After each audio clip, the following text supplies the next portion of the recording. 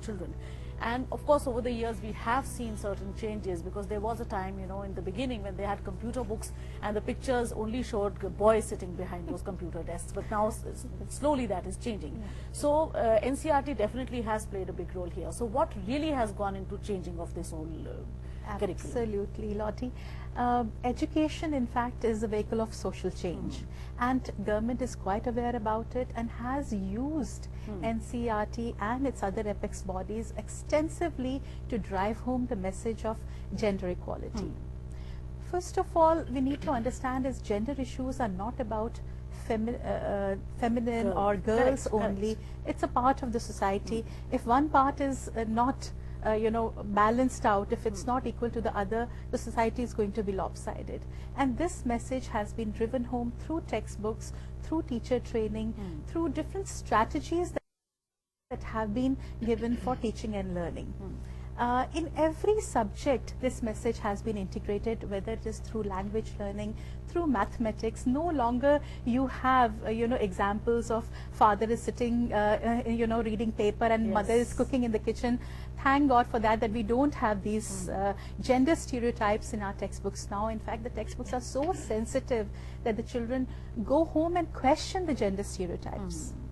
You know, this is a very major change where the school impacts not only the learner but the learner's family and the neighborhood community. And I'm so glad to share with you that all this is there in the Indian textbooks. You may not actually feel the difference, you know, at a very large macro level, but the things are happening, the changes are taking place. The girls are doing so well in the schools that they are empowered to think that why can't we take up the subjects that are usually considered to be male dominated, like mathematics, science and all. And teachers also, but urban India is really humming with gender sensitivity. All these issues are taken up in the school. Right, right. So, Vijaya, do you think now, since if the foundation is as strong as it is really coming out to be, so maybe when those girls grow up, actually they'll be much more sensitized. But then again, we keep coming back to the point where you just said that you all really have to fight now to keep those gender papers alive or gender studies alive. So, now, what do you think, you know, when these children come up, don't you think that they are the ones who are going to question if there's nothing there at the top level which can actually take this forward?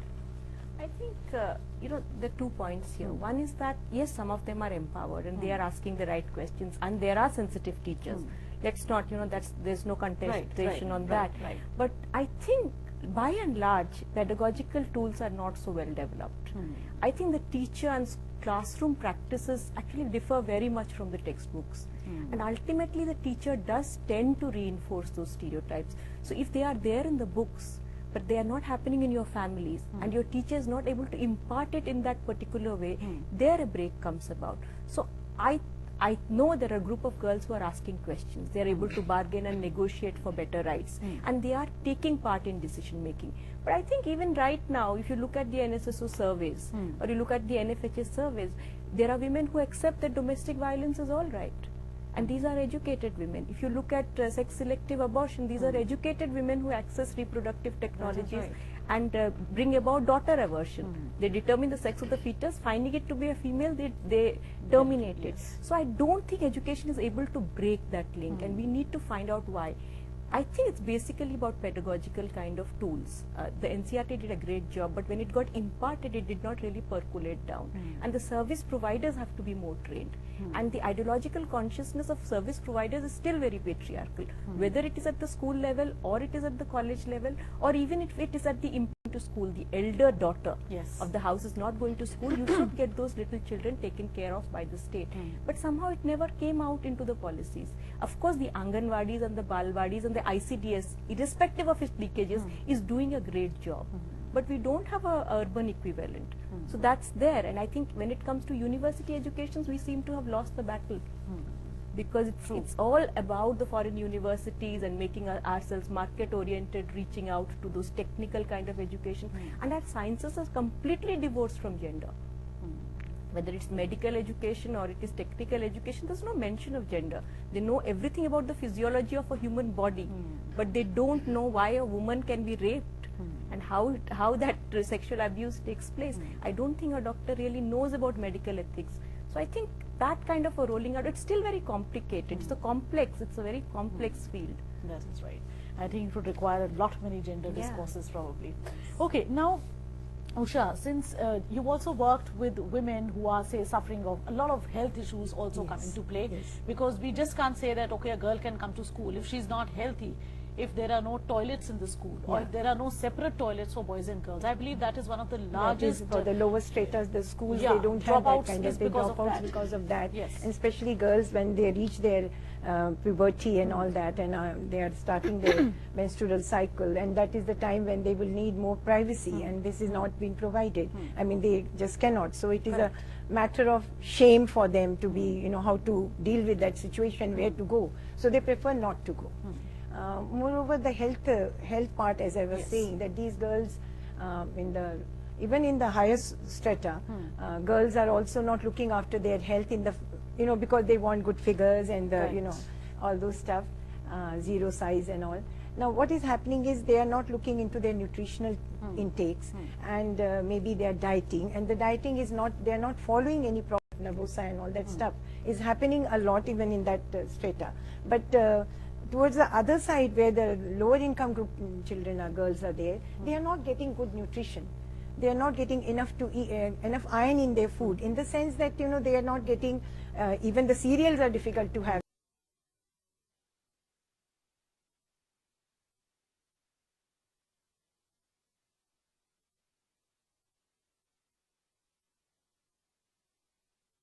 For children, which is not there. Absolutely, absolutely. These are the missing links. Right. Well, there are a lot of missing links, in fact, but right now we'll have to slip into another break. When we come back, we'll try and find out where the educators themselves are sensitized, where gender sensitized, and what is the kind of education that they are imparting to the children who they are teaching. So all that will come after this short break. So don't go away, as we are coming back in just a moment.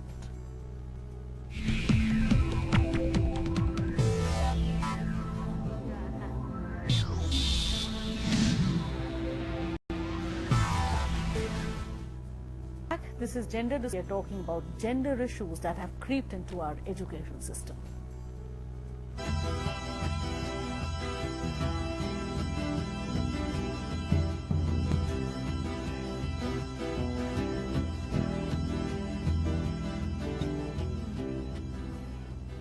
Well, now before we actually talk of training the trainers per se, is there anything that you would like to comment or add to what Reva just said? When Ma'am Reva was talking, it it occurred to me that gender gap is a huge reality in our country. Gender gap means that we are not able to give equal educational opportunities to girls. The girls do not aspire, or we are not able to give them the dreams to aspire for higher education, to go for professional courses as boys do. Correct. You know, there's a gender stereotypes in the educational opportunities also available to girls. That's the girls true. are encouraged to be teachers, they're encouraged to be nurses, they're encouraged to be secretaries, PAs, computer operators.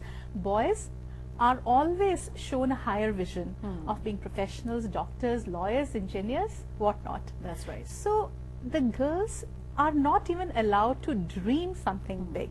And then what follows is that they get into lower end of jobs, they get lower pay, they are economically, lesser off than boys. So this gender gap continues all. That is true, and I think it even goes up to Bollywood. You know, if you talk of their fee structures or the payment that they get, the Yes. heroine will get much lesser than what a hero would. Absolutely. So I guess now it's time for women actually to question all these things before saying yes to any project. So it's not just gender difference, it's gender dominance. Exactly, exactly. Okay, now coming back to your area of work. Yes. Now, are there any special programs that are being run for the teachers, for the educators, for gender sensitization right from that level when the child is even below 6? Absolutely. Following decision making, it talks about enhanced communication skills and interpersonal relations. So all these things, if you're able to give to the girl child, the child is able to fare better for herself. That's right. Isn't it? So this is one major program that CBSE has floated. It is compulsory, and the life skills workshops have to be done with the children regularly. And in this again, teacher training comes in, because teachers have not studied life skills. So we have done so many teacher training programs on first giving life skills to our teachers. It's only when the teachers have the skills that they demonstrated, that they are, they are able to role model it in the classroom, that the students pick up. And another thing is, gender sensitization has been integrated in all the training programs, be it academic programs, be it on teaching methodology and all. We try to do it. How much of it actually translates into the classroom situation with all kinds of constraints of courses, course completion and things like that? I mean, I would not be able to vouch at the college level or at the university level. Are there these kind of gender sensitization programs or educators at that higher level? I don't think so. I mean, it's assumed that you are gender sensitive when you have become a gender sensitization at all levels, not just for teachers, but for at absolute levels in every tier of society. We need it, and we need it in a continuous and sustainable manner. It's not just you do one and you leave it. I think life skills follows a sustainable pattern. So sustainable pattern is extremely important, and the UGC needs to recognize that, and there should be. But having said that, I think it's also important to know what are the tools you're using for gender sensitization. What kind of a module is created? Who's going to create that module? I have seen a lot of gender sensitization programs which is like add gender and stir. So you have all these programs where they talk about gender, but it's not gender sensitive. There are police programs where there are thousands of gender sensitization, but it doesn't work. So who's going to create that module? I think a lot more needs to be done at that level. The aspect of children going to school. But now after this incident, after the Nirbhaya incident, have there been cases where girls have been, called back home, especially if they were from, say, smaller towns, because of the safety issue that has now creeped up into society?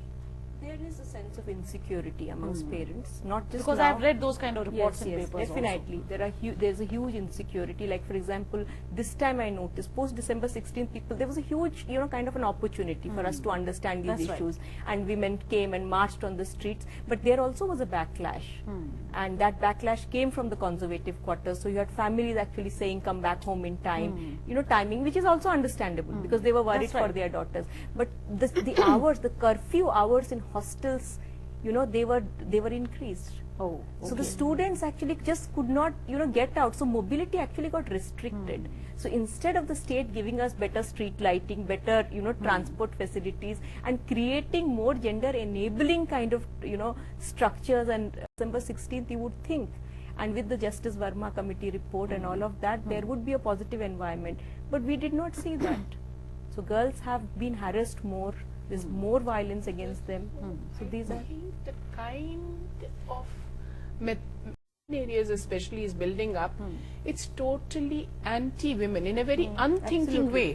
Whether it's the press advertisement, whether it's the television advertisements, whether from occupying that space completely. That is so true. There is a certain kind of girl who will be courageous enough to go out and do that and earn the money.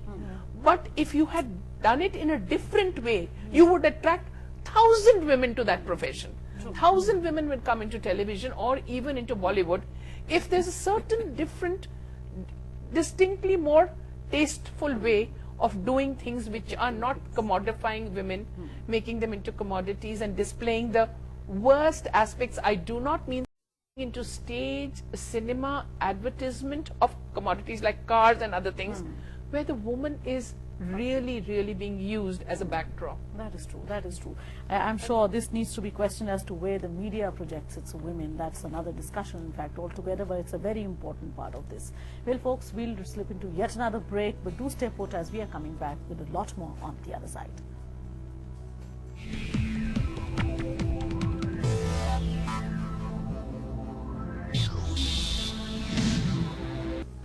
Welcome back. This is Gender Discourse, and today we are talking about gender issues in our education system in our country, and that has been one of the major reasons why girls have not really studied at those higher levels. Yes. So if we talk of today's scenario at the grassroots level that you're working in, you still find that it is rampant? Is it on an increase even now, or is there some stability somewhere? Well, I think in the urban areas there could be some kind of a stability. But even in that, some kind of groups are there where they feel that if we allow the girls to, after 18, to go and study and to work outside, they will get into bad company, or they will get affected with some kind of abuse or something. Right. So they prefer that if they get the girl married, she will be safer. That kind of an attitude is coming up again. And girls are, of course, defying it, and they want to do what they want to do. Correct. But the parents are very uncomfortable about the situation. But at the level of the lower strata, there is, again, it is becoming quite rampant all over again. We hear about the maids and others who are working around us. I hear from them mostly that मेरी लड़की अभी 15 साल की हो रही है, already हमें उनके लिए पूछ रहे हैं शादी के लिए, कर देने से ही अच्छा है. So I normally counsel them and tell them that this is not the way you should be looking at it. Correct. For the safety of the girl. If she is married, that means she will not be, raped, or she may not be sexually abused or something like that. True. So that kind of a thing is just working on people's mind. I would also like to touch upon the fact that the girls who are in the schools, sometimes during their adolescent